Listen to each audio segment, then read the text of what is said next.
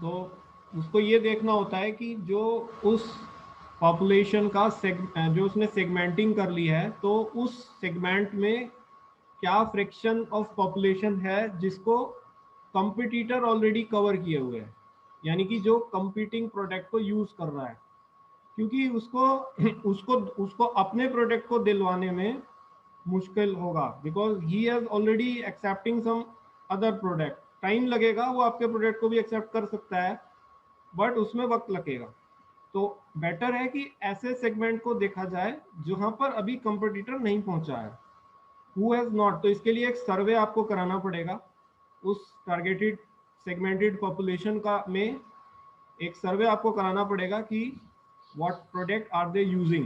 So if they are using that, it's maybe you have to get them through time, but if they are not using, so that will be your first customer। तुरंत आप उसको अपने product के बारे में बता सकते हैं ताकि वो आपके प्रोडक्ट को स्टिक करे। तो इस तरीके से आपको इसमें ये देखना होता है कि अनसर्व्ड जो पॉपुलेशन है, जिसको कंपटीटर अभी सर्व नहीं कर रहा है, वो ज्यादा आसानी से आपके प्रोडक्ट को अडॉप्ट कर सकते हैं। नाउ इसके बाद आपका काम आता है मार्केटिंग का।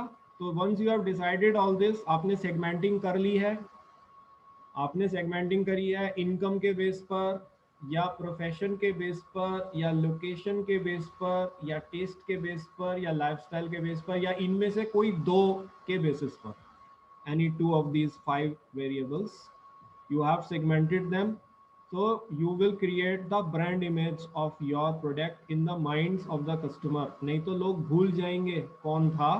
उसके लिए आप सबसे पहले अपनी ब्रांड की इमेज को उनके माइंड में क्रिएट करेंगे और अपने प्रोडक्ट की फंक्शनैलिटी को बताएंगे।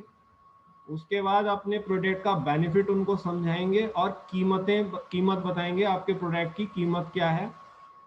तो ये जो हमारा वर्क होगा, maintaining the brand image, communicating the brand image, communicating the product functionality, communicating the benefit and pricing, ये बेटा इंटीग्रेटेड मार्केटिंग कम्युनिकेशन का पार्ट होता है। सो जो मार्केटिंग बजट आपने स्टार्टिंग में डिसाइड किया हुआ है वो सब यहाँ लगेगा, right.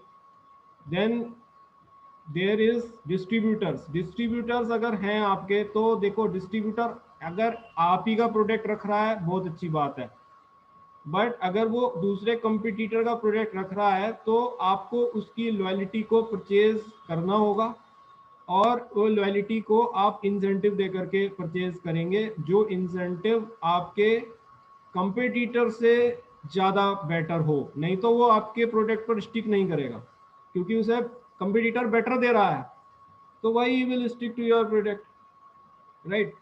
So you have to give the incentive schemes to the distributors, and in those schemes you must try to give them the benefit which your competitor is not providing। so ये आपका another point रहेगा कि distributors को कैसे अपनी favour में करा जाए। अगर बाई चांस वो आप ही का कर रहा है, तब भी over a period of time आपको डिस्ट्रीब्यूटर्स को इंसेंटिव देना पड़ेगा, नहीं तो वो आपके प्रोडक्ट को कहीं भूलकर किसी और का प्रोडक्ट लॉन्च करना शुरू कर देंगे। ये एक पॉइंट होता है। फिर आते हैं कस्टमर्स पर। कस्टमर्स के लिए आपको प्राइस डिस्क्रिमिनेशन करना पड़ सकता है, वैसे जरूरी नहीं है, क्योंकि अगर आप मोनोपोलिस्टिक कंपटीशन मार्केट में है तो प्राइस डिस्क्रिमिनेशन उसी में ही होता है, otherwise not in oligopoly, not in monopoly. तो देखना आप कौन सी इंडस्ट्री में है, ठीक है। सो लेकिन जो चीज सब सब इंडस्ट्री पे लगती है वो है कि कूपन्स का आप सिस्टम शुरू कर सकते हैं, डिस्काउंट्स आप कस्टमर्स को कुछ हद तक दे सकते हैं। इनिशियली मैंने जैसे कहा वो सब लो प्राइसिंग स्ट्रेटेजी का ही एक पार्ट होता है, जो आपने शुरू में कंपेटिटिव एडवांटेज में डिसाइड करी हुई है कि लो प्राइस में आप लॉन्च करेंगे, तो ये सब उसी में ही आएगा। लो प्राइसिंग स्ट्रेटेजी है तो उसमें भी आप फर्दर कस्टमर्स की लॉयल्टी को परचेज करने के लिए आपने उनको डिस्काउंट दे दिए, कूपन्स दे दिए। So this is how you will be able to position your product in the market, and first you have to target the customers based on segmentation, right? so ये आपका आखिरी स्टेप होता है जो आप जो है प्रोजेक्ट मैनेजमेंट में करते हैं। so based on the chunk of population decided by him during the market research in phase 1, entrepreneur segment the potential customers based on income or profession or location or tastes or lifestyle.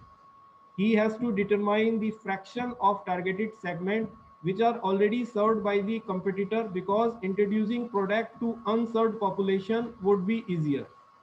Once he has decided the targeted segment, he has to position his product by communicating his brand image, product functionality, benefit and pricing, providing incentive schemes to distributors and coupons discounts to customers. ये आपका पूरा positioning का part होगा और यहीं पर आपका marketing का जो बजट है वो लगेगा, जो इनिशियली ज़्यादा लगेगा भाई, क्योंकि प्रोडक्ट अवेयरनेस जो क्रिएट करनी पड़ती है, ब्रांड अवेयरनेस जब बनानी पड़ती है तो उसमें बहुत खर्चा होता है, नहीं तो लोग आपको नहीं जानेंगे कौन है आप। तो ये एक पार्ट होता है जिसको आपको करना है। तो once you have been doing this, now come to the university question. ये